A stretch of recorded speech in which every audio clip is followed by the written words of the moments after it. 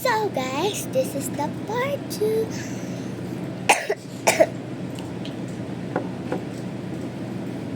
Magme-makeup ako habang kinikwentuhan kayo. So, ano ba? Badeng? So, ito na nga. Wait lang. So, ito na nga guys. Meron akong kaklase na super sinungaling talaga. Actually guys, grade 4. Wait lang, sorry guys. Grade 4 na ako ngayon. Naalala ko, kaklase ko siya since grade 2.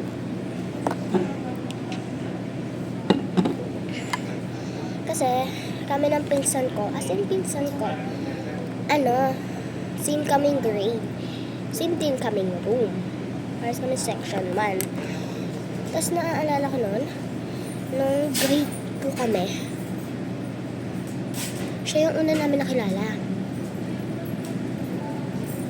Kala namin una, ang bait-bait niya. Wait lang. Mali. Yun pala be. Ay nako. Siyempre, nung tumagal-tagal niya, parang nakikilala na namin siya, ganun. Napansin namin. Sinungaling siya, guys. As in, hindi naman siya gumagawa ng mga madam, sila ko, ganun. Hindi naman siya ganun. Iba kasi yung pagsisinungaling niya, guys. Yung pagsisinungaling niya, like, ganito, oh. Simple makeup lang gagawin. Ayan. Yung pagsisinungaling niya, as in, oh, mas nakakainis siya dun sa gumagawa ng kwento na parang kung sinoktan po ako nito, mas nakakainis. Yung mga ginagawa niya, sinasabi niya, may third eye daw siya, like that. Gaganin niya lang daw yung ulo namin, magkaka-third eye na kami. Kaya dati kami, nung grade 2 ako, hindi kami lumalapit sa kanya. Kasi, baba naman kami. Lalapit, baka bigla niyang kanunin yung ano namin eh. Diba? Tapos ayun nga, badeng. Nung yung isang kaklase, yung katabi, walang gusto tumatabi sa kanya. Eh, sakto lang naman yung seats na pwede pang sa amin. Ngayon, ang ginawa ng teacher ko badeng, tinabi niya dun sa kaklase kong mabait. Naku po. Ngayon, ito yung mabait na babae, ito yung mapaglaban. Tapos, ito ako. Bakla. Ngayon, naririnig ko yung mga pinag-uusapan nila. Tapos, narinig ko, sabi nung mapaglaram kong kaklase, nakatira daw sila banda sa sementeryo. So ako, niwala si ate girl mo. Naniniwala ako syempre. Kasi nga, mabait naman yung mapaglaram, hindi ko nang i-drop yun. Mabait naman yun. Kasi ang pagsisinungaling, di talaga makontrol. Ayun na. Nung magkatabi sila, dal sila. Habang nagtuturo si teacher. Naririnig ko yung pinag-usapan nung mapaglawam. Ako nakatira sa sementeryo. Okay, naniwala ako dun sa mapaglawam kong kaklase. Tapos, may mansion kami. Naniwala ako. May mansion daw sila. Okay, so ako, okay lang, kasi grade pa lang nun ako eh. For the tiwala pa ang first song. Tapos, ayun, yung isang ko naman na mabait na kaklase, sabi niya, siya daw, simple lang yung bahay nila. Tapos, nagre-rent lang daw sila.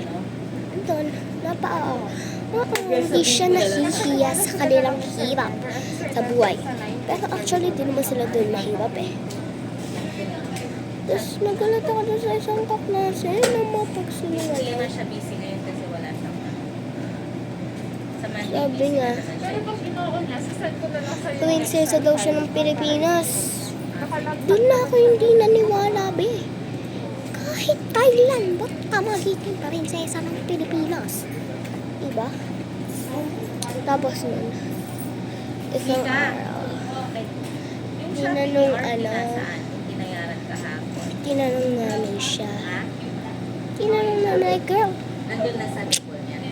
eh, ano sinasakyan mo papunta sa Oo, si Cheryl school? nagbayad na. Sabi ni ate ko, van. Uy, grabe naman. Van ang sinasakyan. Ay, ang ganda. Tapos, sorry guys, babagal talaga ako magkwento. Tinitake ko yung moment. Kasi, ate ko, girl, nung, pauwi siya, Jai, nakita namin, nakasakay lang siya sa kolong-kolong. What the heck? Kolong-kolong. Oh my God. Nakasakay lang siya. Tapos doon, hindi na namin siya pinagsila. Ayun nga, napasin na namin na naglalay siya. Hindi na lang namin siya yung sinabi na nahahalata siya. Noong November, tapos ayun nga, nag-grade 3 na kami. Grade 3 kami. Hindi na malapit sa kanya. Pero, meron akong friend na katabi. Yan si friend ko. Natulog muna ako. Masakit ang ulo ko. Kaya, nun, sinabi lahat ng friend ko, yung mga nagsasabi ni Faith. Ay, hindi na name ka, pero yaman. Tapos, B, nasabi ng katabi ko, yung friend ko, si Faith daw may mansyon na malaki. Talaga ba? Di ako naniniwala. Ayan guys. Tapos guys, hindi lang yun. Meron pa siyang sinabi.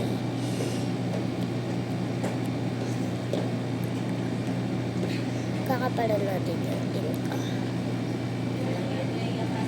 Sabi niya, nung November 1 kasi noon, nga sinabi nga may mansyon.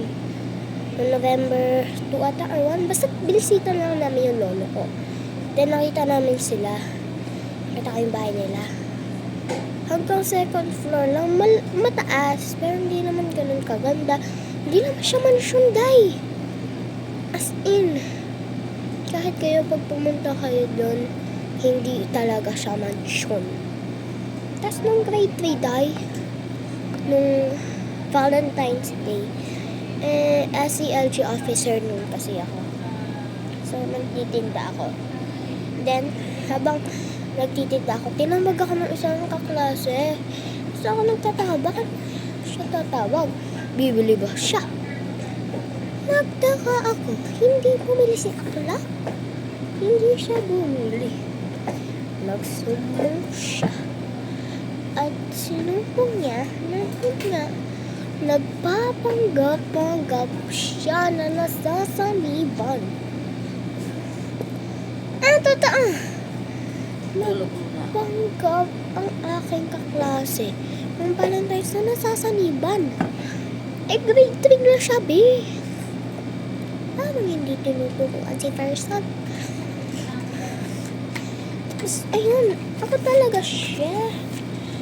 Hindi ko siya pinansin. As in. Kasi, nakakainis siya. Hindi naman siya sinasaniban. Ayun, nung Valentine's, nung sinabi ng mga iba sa teacher ko, hindi din siya pinapansin ng teacher ko na si Madam Salve. Kasi, si Madam Salve, alam niyo nagsisinungaling lang si Faith. Like, ito pa. Nung Valentine's Day, nagpasama siya mag-CR sa mga friends niya. Siyempre, sa kanino pa ba? Pag talaga sa akin yung nagpasama, talaga naman, iiwan ko siya nakalak ang pinto. Kasi sa CR namin doon sa pang girls, yung sa labas yung nilalak, imbes na yung sa loob. So, kaya dapat dalawa yung kasama mo para malak niya habang ikaw asa loob. Kinaya niya yung dalawa niyang friends. So, tatlo na lang sila. So, ito kasi parang pag-garden sa school namin. Then, may CR doon. So, halimbawa, sinarado na yung room nyo. Tapos, nahiya kang maki-CR sa ibang room. Kaya, pwede ka mag-CR doon sa, malinis kasi yung CR na yun. Di ba sabi mga Petronas? Ayun, Ngayon, ano? Oo nga. Wala din si ano. Ngayon, ang ginawa niya, ay, bakla. Nung nag-CR siya, pinaprank siya ng kanyang mga friend. So, Fake friend. Huy, Jack lang. Real friend. Gaya mga ganun eh. Tapos, ayun, pinaprank siya. Nilak nila yung pinto. Tapos, nung binubusan na ni Faith, ayaw mabukas, malamang nakulak eh. Diba? Hindi ka nag-iisip. So, ayun nga. Tawa lang sila ng tawa yung mga friends niya. Ha? Kinabento lang nila sa akin. Tapos, si Faith, sigaw na siya ng sigaw na ganun. Na ganun. Girl, what the frick? Tapos, ayun nga, sabi niya, kalabas niya ng CR, nung binuksan na ng mga friends niya, umiiyak siya. And then, tinanong siya, ba't ka umiiyak? Siyempre, dahil nilak mo siya bakla. Bakit ka umiiyak? Ba't ka umiiyak? Nilak mo kasi siya. Bakla naman, parang di nag-iisip. Tapos, ako parang, ano yung kanina na sampar? Grabe naman. Naku, anong nangyayari kay Faith? Faith, anong nangyayari sa'yo? For the ganun ako. And then, nauntog pala siya, kaya siya umiiyak kasi daw nalak siya kakasigaw niya, nauntog daw siya. Tapos, nung tapos na yung Valentine's Day, I think after 3 days, ano man tawag doon? Nakalimutan niya daw pangalan ng kaklase namin. Yung iba namin kaklase, naalala niya. Pero yung iba, as in, hindi talaga. Pero alam namin na, nagkukunyari lang siya. As in, like, nagkukunyari lang. Alam niya yung pangalan ng mga kaklase namin. Gusto niya lang ng attention. Feeling ko, siya nabibigyan ng attention sa parents niya sa bahay. Kaya dito siya nagpapa-attention seeker. So, ayun nga. Nung grade 3, parang ako, ayun lang sa hinayupak na yan. So, ayun, nung grade 3, tingin lang siya ng tingin doon sa isa namin kaklase. Tapos, kay Sophie. Tapos, tinanong namin, Faith, ba't ka tingin ng tingin kay Sophie? Di siya sumasagot. Parang manika lang siya. Tapos pag may papagawa si Madam, ganito siya.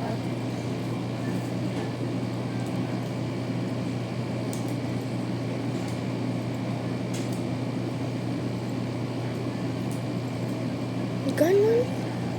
May manika ka ba? Manika ka ba? Di ka naman eh.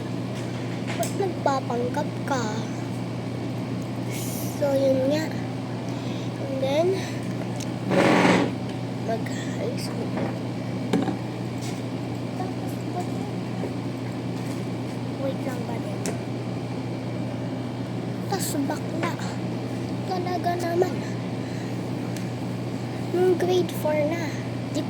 Marami pa na siya ginawa ng grade 3. Pero, di ko masyadong kwento. Nung grade 4 na, nung una, hindi talaga ako tumitingin sa kanya as in. Kasi nga, pet peeve ko siya. Like, ba't kita titingnan at sino ka bang babaita ka. Right? Siyempre, kaklase kita. Noon ako, bigla, nung tinabi ako kay Sophie, dun sa kaklose ko na babae, super saya ko. Super saya ni bakla. Pero naman,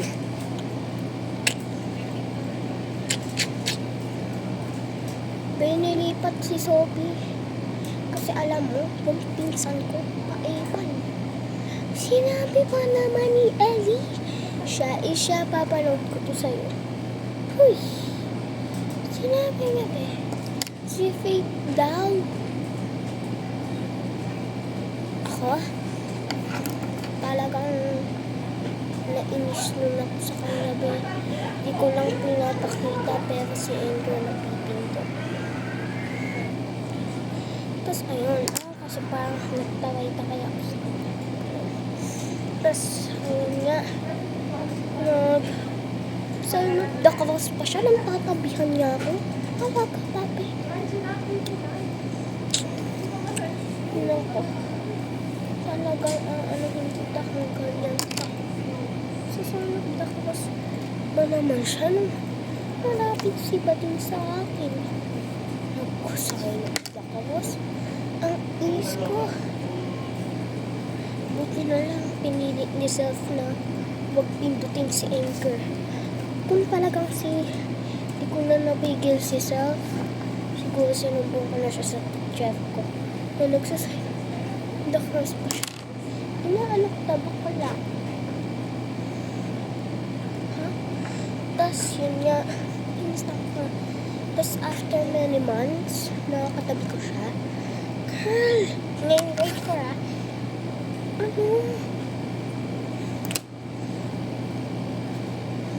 gumawa siya ng letter and nakasulat, I wish I will die this day.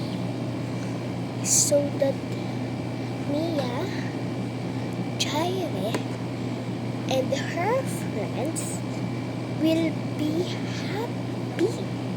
So like parang kami ngayon, like parang no, baka ma-depress Faith sa mga ganyan-ganyan. Dapat kami talagang mabait. Yan nga. Buti na lang nun. Nilipat na ako ni Madam Vic. Dahil ayoko na talagang katabi siya ever. Ngayon ako, napunta ako sa row 1 and siya napunta sa row 4. So magkalayo talaga kami. And kahit isang closure, wala talaga kami as in. Pero nag-uusap kami, syempre. Pag kailangan namin mag-usap, syempre. Mag-uusap kami pag kailangan. Pero pag wala naman na parang close vibes, parang anak.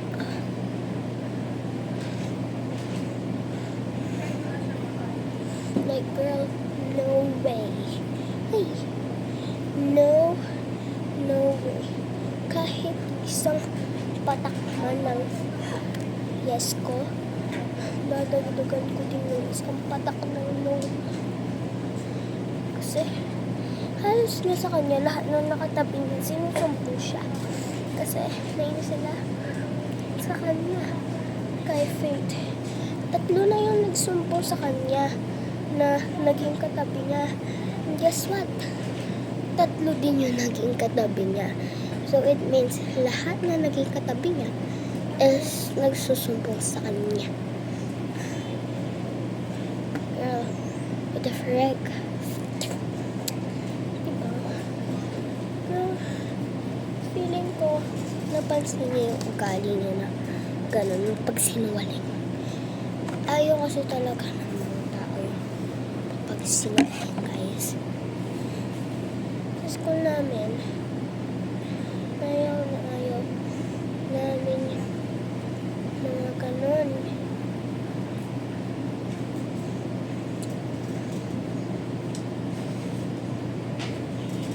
Yung mga mapagsinungaling.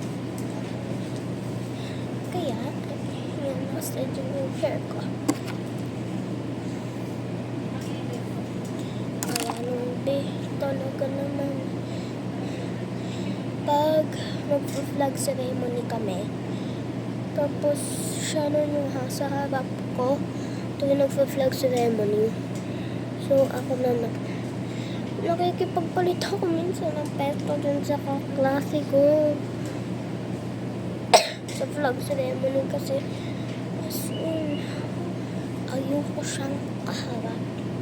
Sama sila, ayaw nilang kaharap si Faith. Talagang pinipilit lang nila si self nilang itabi nila yung self nila kay Faith. Halata ko sa mukha nila na ayaw talaga nila si Faith.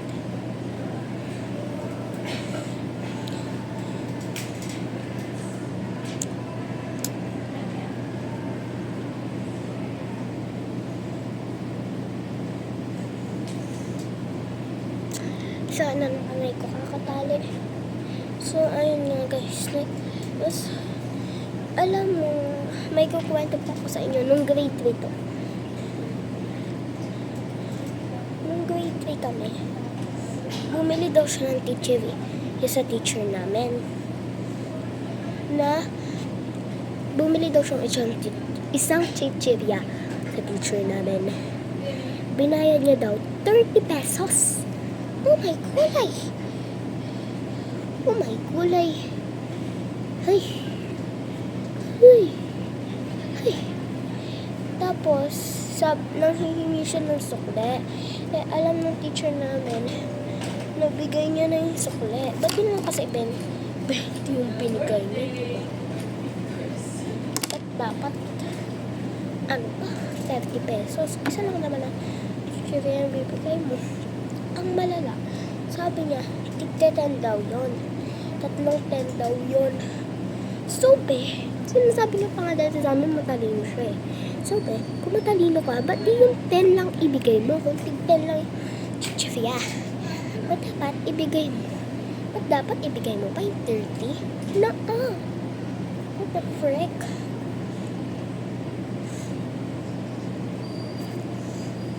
Diba? Kaya yun nun, madam namin, ay, hinayaan niya na lang. Binigyan na lang ng madam namin na 20 para tumahimik na siya. Kasi dahil kung di niya talaga masusunod yung gusto niya, magwawala yun. Mas para yung magiging demonyo pa. Totoo, hindi ako nagsisinungaling. Siya magiging demonyo. So, yun nga. Tapos nung ihahatid na namin sa kantin, kami nun ni Ariana yung nautusan. Tapos binilang ni madam kung sakto yung pera. Girl, hindi. Kulang ng 20 pesos. So, it means si Faith, feeling ko, 10 lang talaga ang binigay niya. Hindi 30. Diba? Kasi nagkulang eh. Nagkulang ng 20 pesos.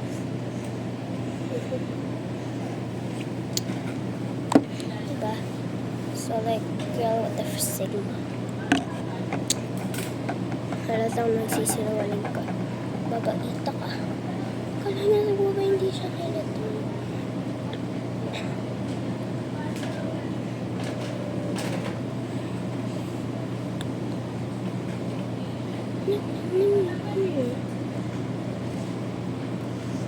Yan lang guys. Tignan ko kung may part 3 pa ako magagawa. Parang, eto muna ngayon. Balitaan ko na lang kayo pag sa hospital namin.